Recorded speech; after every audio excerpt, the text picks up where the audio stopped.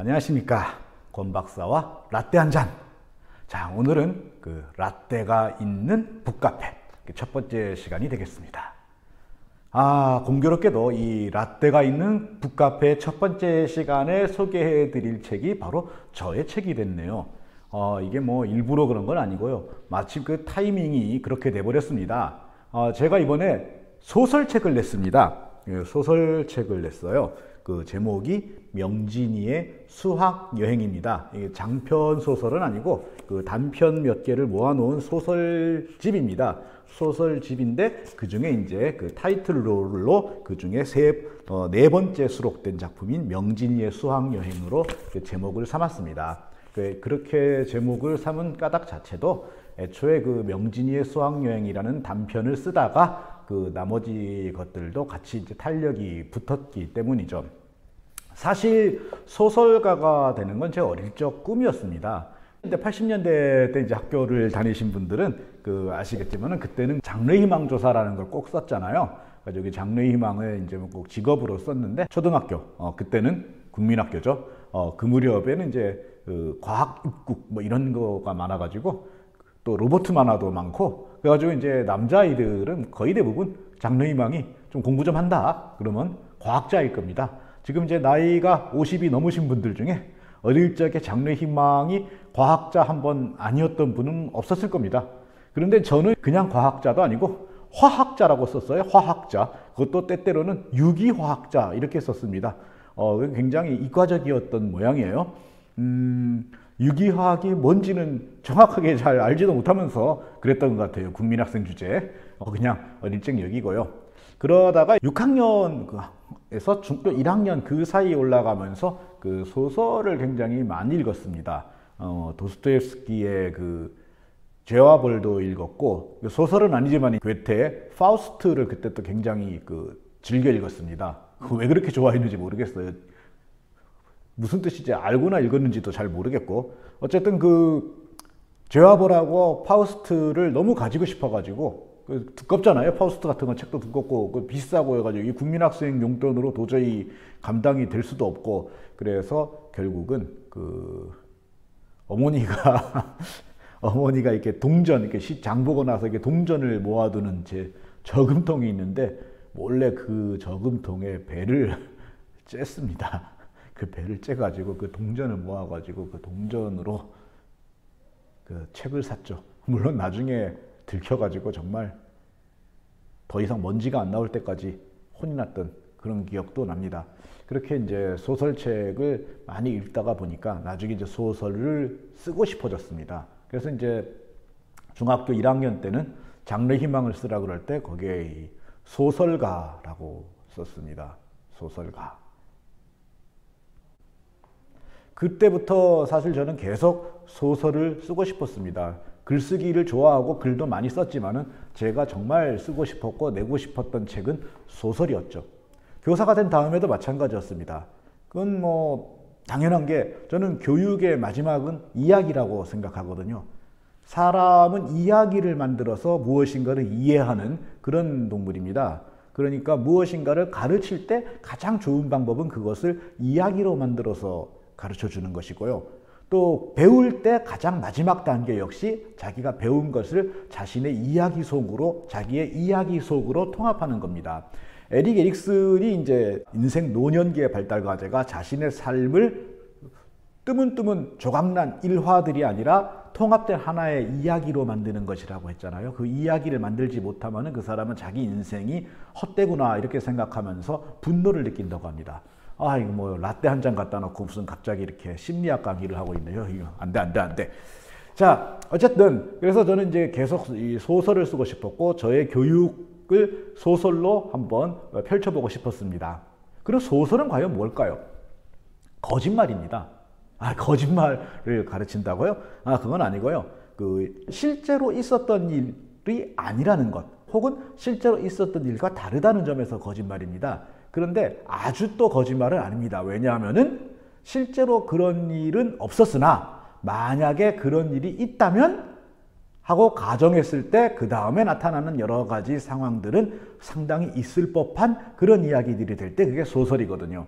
가령 죽었던 사람이 3년 만에 살아 돌아온다. 이건 있을 수 없는 일이죠. 이게 거짓말입니다. 그런데 만약에 죽었다고 생각했던 사람이 3년 만에 살아 돌아왔을 경우에 어떤 일이 일어날까? 이 부분에서는 실제로 내가 그 입장이라도 이렇게 됐겠구나 하고 상당히 그 현실성 있는 그런 이야기들이 펼쳐져야 되는 거죠. 이런 점에서 소설은 거짓말이 돼 있을 법한 거짓말입니다. 그럼 이런 있을 법한 거짓말이 왜 필요하냐면은 사람은 그 다른 동물과 달리 타고난 유전자와 본능만으로 살아가지 않습니다. 사람은 학습을 하는 동물이죠. 그래서 사람은 자기가 경험한 거를 학습하죠. 경험이 많을수록 학습이 많은 겁니다.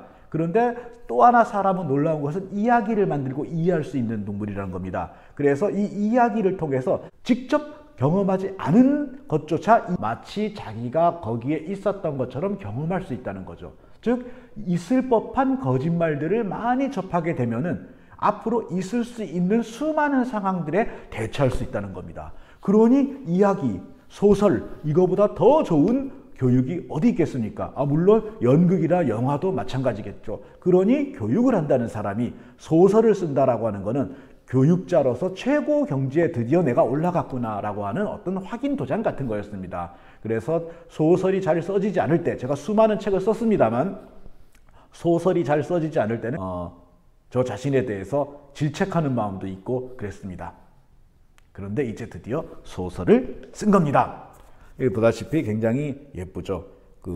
어렵지도 않습니다. 정말 마치 이 속에 등장하는 인물들이 우리가 학교에서 일상적으로 만나는 아이들, 선생님 같이 느껴지지만 또 그런 학부모처럼 느껴지지만 그러나 실제 인물은 아닙니다. 하지만 정말 있을 법한 이야기들이기 때문에 우리는 이런 상황이 있구나 하고 우리의 학교의 현실에 대해서, 교육의 현실에 대해서 더 깊이 있는 이해와 공감을 할 수 있게 되는 겁니다. 그런 점에서 저는 이 소설책이 저의 수많은 교육 비평서보다 훨씬 더 가치 있다고 생각합니다.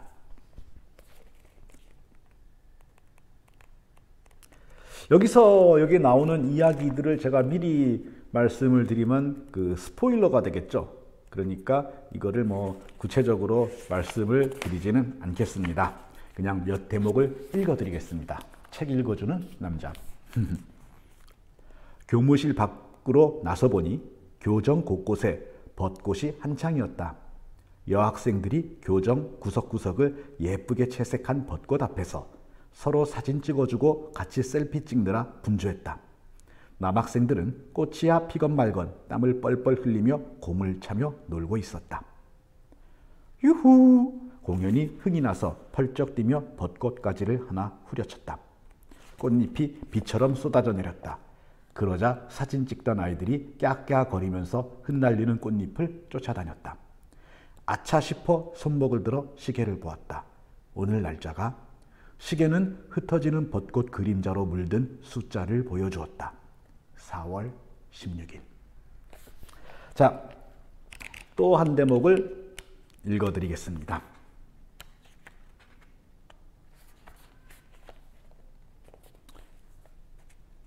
솔직하게 말해보자. 만약 신혜정 선생님이 여자 선생님이 아니라 남자 선생님이었다면 어땠을지 생각해 본 적 있니? 아니요, 그건 아직. 그럼 지금부터 생각해봐라. 자, 눈을 감고. 정식이가 눈을 감았다. 내가 한 일을 다시 떠올려보자. 단 신혜정 선생님 자리에 남자 선생님을 넣어보자. 가령 나 아니면 최하원 선생님, 아니 생활지도부의 배 선생님 같은 분으로. 그리고 그 자리에서 내가 어떻게 말하고 행동할지 한번 시뮬레이션 해보자. 솔직해야 한다. 정식의 감은 눈 아래로 무엇인가 영상이 부지런히 돌아가고 있는지 눈꺼풀이 조금씩 움직였다. 눈꺼풀의 움직임은 처음에는 마치 그 아래 두더지라도 지나다니는 것처럼 울렁울렁거렸지만 얼마 지나지 않아 미세한 떨림으로 바뀌었다. 떨림이 점점 커지면서 얼굴 전체가 미세하게 흔들리더니 앞으로 푹 숙여졌다. 그 모습을 다 확인하고 나서 나는 수화기를 들고 생활지도부장 내선 번호를 눌렀다. 교권이 소집할 사안이 있습니다. 대충 어떤 작품인지 아마 감이 오실 겁니다. 또 한 대목, 마지막으로 한 대목만 더 읽어드릴게요. 문득 사우나에서 70대 중반쯤 되어 보이는 노인들이 주고받던 대화가 생각났다. 단어는 서울말, 억양만 살짝 경상도인 강남 사투리를 구사하는 노인들이었다. 요즘 강남이 어디 강남이라. 그러게 말이다. 어디서 근본도 없는 것들이 들어와서 말이다. 행동 거지하고는 그 거지 같은 것들이. 우리가 나가야지 뭐 별 수 있나. 용인 수지가 좋다더라. 거기로 가고 여기 그냥 새나 놓자. 대화를 마친 노인들은 마치 공룡 같은 걸음으로 어슬렁어슬렁 욕장으로 들어갔다. 익룡들은 알고 있을까? 저 늙은 공룡들이 자신들을 바라보는 천박한 시선을, 그리고 결국 자신들의 그 불안에 가득한 디아스포라가 저 공룡들 먹여 살릴 뿐이라는 것을. 익룡도 싫고 공룡도 싫다. 그럼 내가 떠나는 수밖에 없을까? 나는 어디로 가서 디아스포라의 삶을 살아야 한단 말인가? 네, 대체로 이게 다 여기 수록된 작품의 그 결말 부분입니다. 엄청난 스포일러가 됐죠. 자, 이것만 듣고 어떤 이야기가 여기에 숨어 있는지 아시겠습니까? 모르시겠죠? 궁금하십니까? 궁금하시죠? 자, 그러면은 얼른 서점에 가서 검색어를 치고 구입 버튼을 눌러주세요. 명진이의 수학여행. 최근 10년 동안 우리나라에서 나온 소설 중에 최고 작품입니다. 꼭 교육이 아니더라도 말이죠. 자, 이 첫 번째 라떼가 있는 북카페 시간을 이렇게 잡곡으로 채워서 죄송합니다. 그렇지만은 이해하시죠? 그러면 부탁드리겠습니다.